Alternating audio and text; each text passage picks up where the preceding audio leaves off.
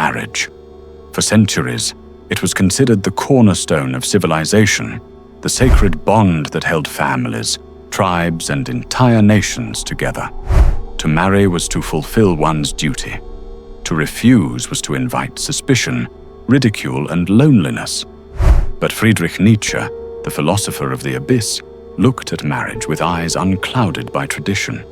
He saw it not as a sacred institution, but as a trap, one that lured men with promises of love, warmth, and companionship, only to smother their spirit, sap their will, and dull their edge. Nietzsche himself never married. He proposed, yes, but he was rejected, famously, by Lou Andreas Salome, and perhaps it was a blessing, for his solitude gave birth to "Thus spoke Zarathustra, beyond good and evil, and the will to power." Would Nietzsche have written such works if he had a wife and children demanding his presence at the dinner table? He doubted it himself. Nietzsche did not see love as harmony. He saw it as war. In Ecce Homo, he wrote, "Have people had ears to hear my definition of love? It is the only definition worthy of a philosopher. Love, in its means, is war. In its foundation, it is the mortal hatred of the sexes." For Nietzsche, the perfect woman was not a gentle companion, but a force of chaos. The perfect woman tears you to pieces when she loves you. What a dangerous, creeping, subterranean little beast of prey she is. Nietzsche's skepticism of marriage did not come from bitterness, nor from a failure with women. It came from his relentless honesty about human nature. He believed that behind the veil of love, there are instincts, often selfish, often unconscious, that steer men and women in directions that clash with truth, freedom, and greatness. For Nietzsche, marriage was not merely a personal decision. It was a cultural prison, a contract written by society, not by love itself. He once wrote, "Marriage is the will of two to create the one who is more than those who created it." This sounds noble at first. Marriage as a creative project, a union of two souls producing something greater. But Nietzsche also knew that in reality, most marriages do not strive for this higher ideal. Instead, they stagnate. They reduce both individuals into predictable roles. Nietzsche believed that great men, those who push civilization forward, who embody the will to power, need solitude, struggle, and a relentless pursuit of their vision. But marriage ties a man down to routine, to compromise, to the needs of another who may not share his path. And once he compromises, he risks losing the very fire that makes him great. This is why Nietzsche warned against marrying too young. In his view, a man in his 20s or early 30s has not yet discovered his true self, his instincts, his passions, his philosophy. These are still unfolding. To marry early is to chain yourself to another person before you even know what you were meant to become. The result is mediocrity. Nietzsche went further. He argued that most women are not interested in greatness, but in security. He saw this as part of the biological instinct. Women, by nature, seek stability, continuity, and safety for their offspring. This is not evil, he thought, but it is at odds with the dangerous, uncertain path of genius. And so, when a great man marries, he often finds himself torn between two worlds: the world of creation, which demands all his energy, and the world of comfort, which slowly drains it away. The tension between these worlds can suffocate him. In his book, Thus Spoke Zarathustra, Nietzsche wrote warnings about relationships. He was exposing the power dynamics within them, the way desire, dependency, and control twist into one another. For him, marriage often became less about love and more about domination. One controls, the other submits. And in that battle, true freedom dies. But Nietzsche was not against love. In fact, he saw love as one of the highest experiences of human life. What he despised was the way society tamed love, turned it into an institution, a contract, a legal bond. To Nietzsche, this was the death of love's fire. The moment love becomes duty, it ceases to be love. But here's the real question. Why did Nietzsche believe that marriage, specifically, was such a dangerous trap for a man of vision? Because for Nietzsche, greatness demanded an unforgiving devotion to one's inner mission. The philosopher, the artist, the warrior, the man who seeks to create something beyond himself. He cannot afford to be pulled into the compromises and small comforts of domestic life. Marriage, Nietzsche warned, often asks of a man the very opposite of what greatness requires. Stability instead of risk, routine instead of struggle, peace instead of conflict. It's not that these are bad. In fact, for the ordinary man, they might be necessary. But for the man who seeks to climb beyond the ordinary, for the man who wants to break into new realms of thought, art, or power, these comforts are chains disguised as blessings. Nietzsche saw marriage as a civilizing tool.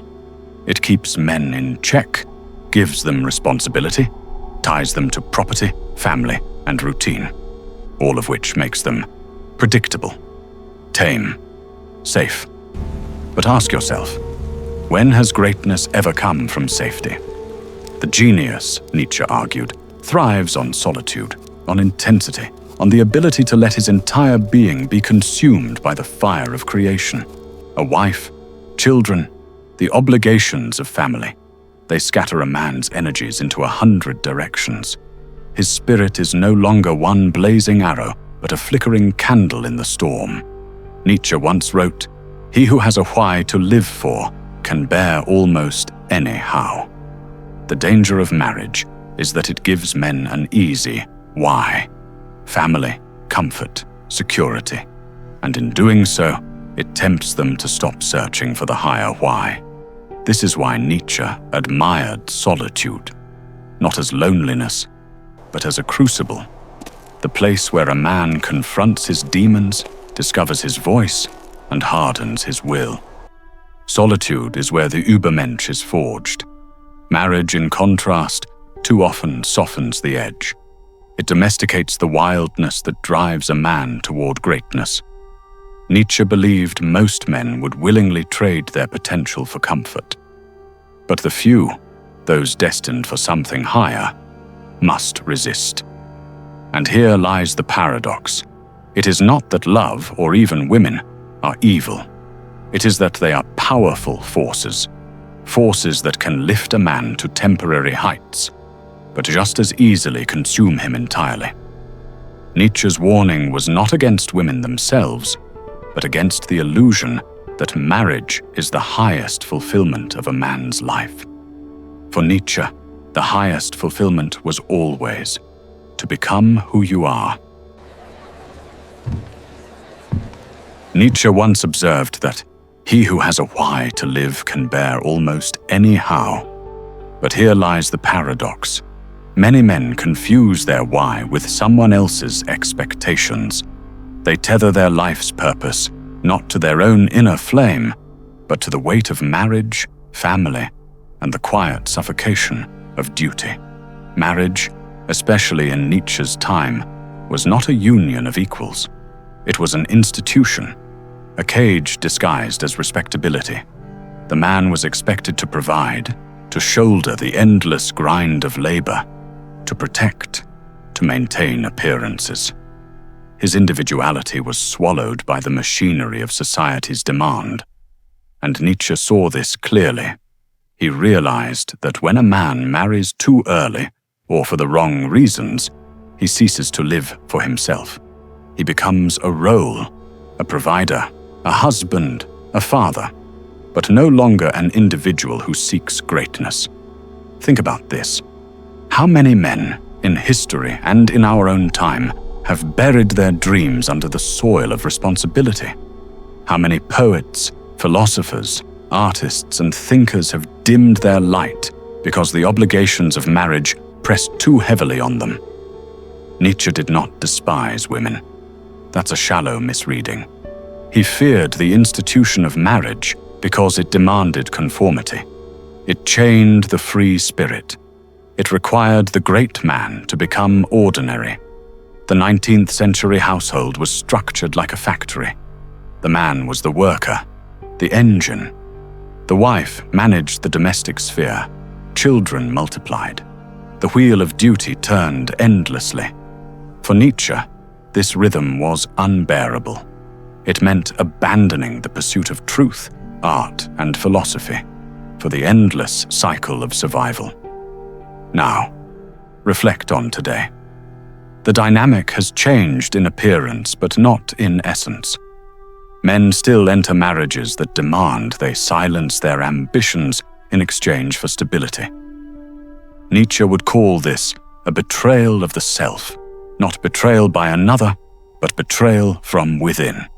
He warned, no price is too high to pay for the privilege of owning yourself. And marriage, too often, exacts precisely that price. It buys stability at the cost of individuality. It purchases comfort at the expense of greatness. The weight of responsibility, when accepted unconsciously, kills the fire. But when chosen consciously, when a man knows his mission and chooses companionship in alignment with it, that responsibility can be transformed. Most men never make that distinction.